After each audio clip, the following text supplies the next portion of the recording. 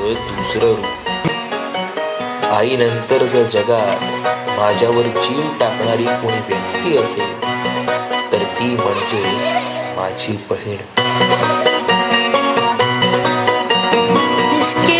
Biscuit नाव आहे आपला.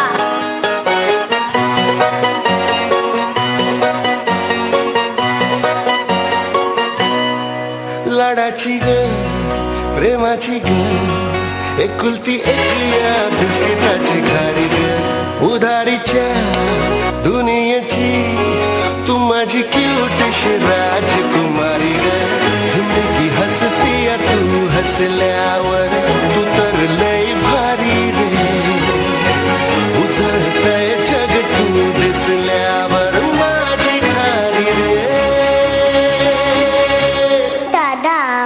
मला माहिती आहे माझा दादा काय करतो ना ते माझ्यासाठीच करतो.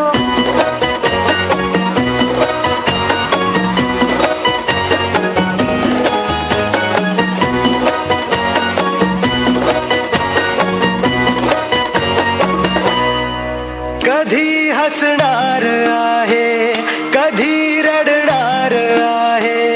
कधी हसणार आहे कधी रडणार आहे. मी सारी जिंदगी माझी तुला जपणार आहे. मी सारी जिंदगी माझी तुला जपणार आहे. मी सारी जिंदगी माझी तुला जपणार आहे. कधी सगळ्यात आहे कधी आपल्यात आहे. ही माझी काळजी सारी तुला पुरणार आहे. कधी हसणार आहे कधी नसणार आहे. कधी हसणार आहे कधी नसणार आहे.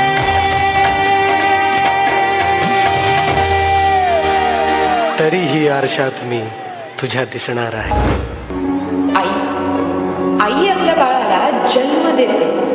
आई आपल्या बाळाला बोलायला शिकवते, चालायला शिकवते. आई आपल्या बाळाला जीवन कसं जगायचं हेही शिकवते. आई आपल्या बाळाला संस्कार देते. आई म्हणजे दारातील पवित्र तुळस. आई म्हणजे वेदनेनंतरची पहिली आरोग्य. कर्तव्याला आणि कर्तृत्वाला पूर्ण करून जी खंबीरपणे उभी राहते ती म्हणजे आई.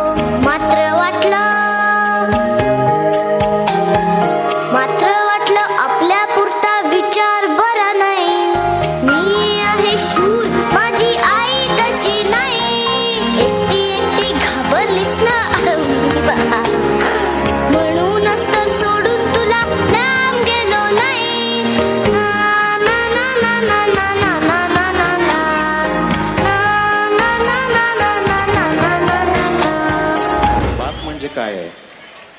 बाप म्हणजे जगण्याचं माप आहे, पाठीवरची थाप आहे. कधी रागावला तरीही ज्याची माया अमाप आहे तो म्हणजे बाप आहे. बाप म्हणजे ध्येयाकडे नेणारी शिडी आहे, संकटातून पार करणारी होडी आहे. जो कधीही तिखट वागला तरीही आयुष्यभराची गोडी आहे. बाप म्हणजे शिस्तबद्ध धाक आहे. बाप म्हणजे शिस्तबद्ध धाक आहे, जगणं आपोआप आहे. आयुष्याच्या समुद्रात दीपस्तंभाची झाक आहे, तो म्हणजे बाप आहे. कोमेजून निजलेली एक परिराणी, उतरले तोंड डोळा सुकलेले पाणी.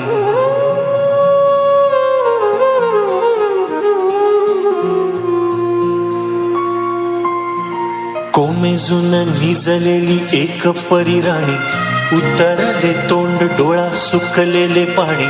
रोजचेच आहे सारे काही आज नाही, माफी कशी मागू पोरे मला तोंड नाही. झोपेतच आज तुला घेतो मी कुशीत, निजेतच तरी पण येशील खुशीत. सांगायाची आहे माझ्या सानुल्या फुला, दमलेल्या बाबाची या कहाणी.